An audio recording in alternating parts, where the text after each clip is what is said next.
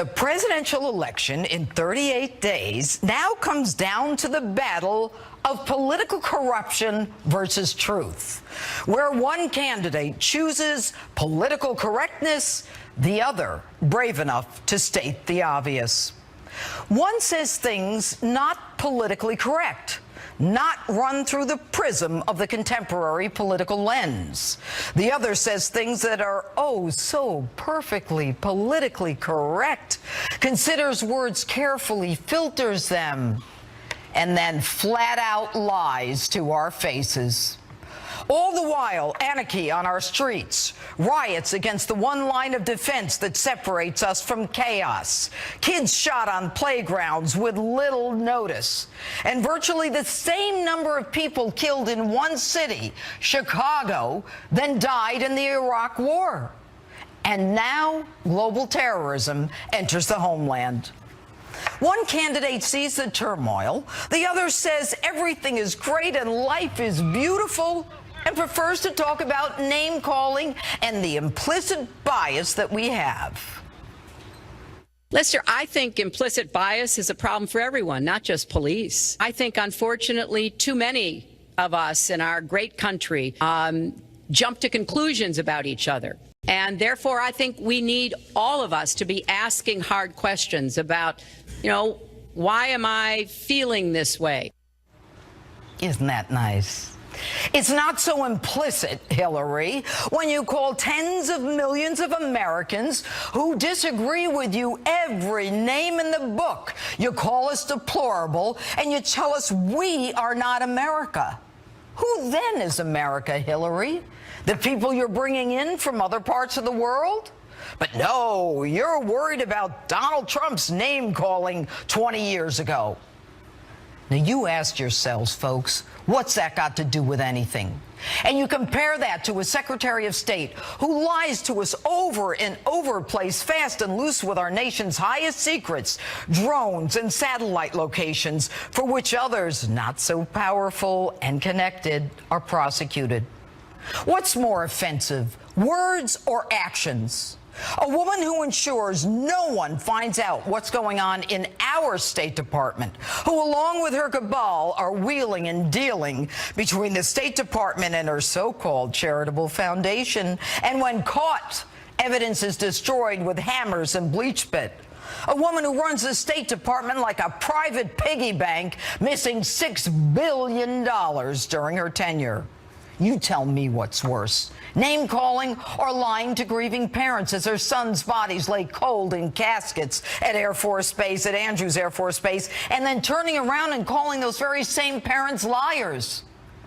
Like your husband, Hillary, impeached for lying, perjury, and obstruction of justice, you do it with arrogance and righteous indignation. And although he may be impolitic, and while I am not a fan of things he said 20 years ago about a woman under a contractual obligation to maintain her appearance, your history with women is all about destroying them. When you represented a pedophile who raped a 12-year-old girl, raped her into a coma for 5 days, her reproductive organs destroyed, you not only laughed when your pedophile client passed a lie detector, but you trashed an innocent sixth grader, a victim, saying with no factual basis she sought out men like her rapist and she was mentally unstable. And you're offended by Donald Trump's words, but when presented with the atrocities of a group called Boko Haram by the CIA and the FBI, you refuse to take action against them and label them terrorists, a group that's killed 2,000 people and now straps explosives to little girls.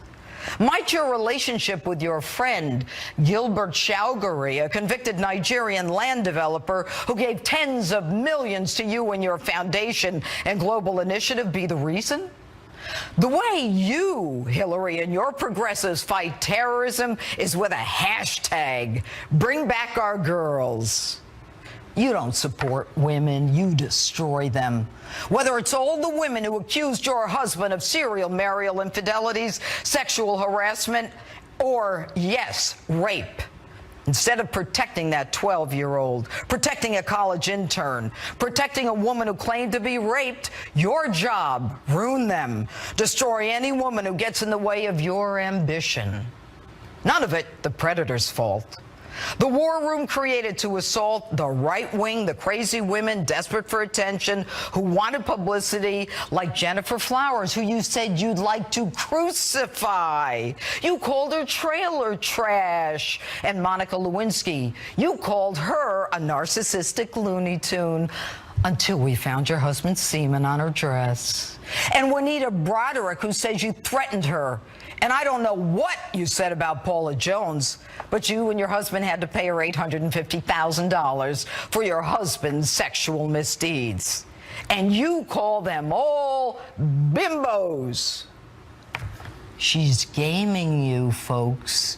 She takes money from countries who stone women for adultery to death. They kill them.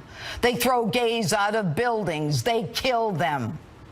This is a woman who's corrupted the State Department, the Department of Justice, and now, I am ashamed to admit it, the honored tradition of the Federal Bureau of Investigation. What's important, folks, are not words. What's important are actions. What's important is how one candidate has chosen to lie about issues that involve the government of the greatest nation on earth. One candidate who has chosen to lie about how she conducts the business of the United States of America, our business, the people's business, the governance of our nation.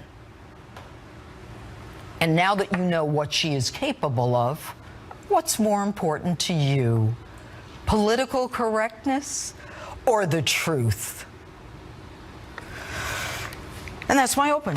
Tell me what you think on my Facebook page or Twitter, #Judge Jeanine.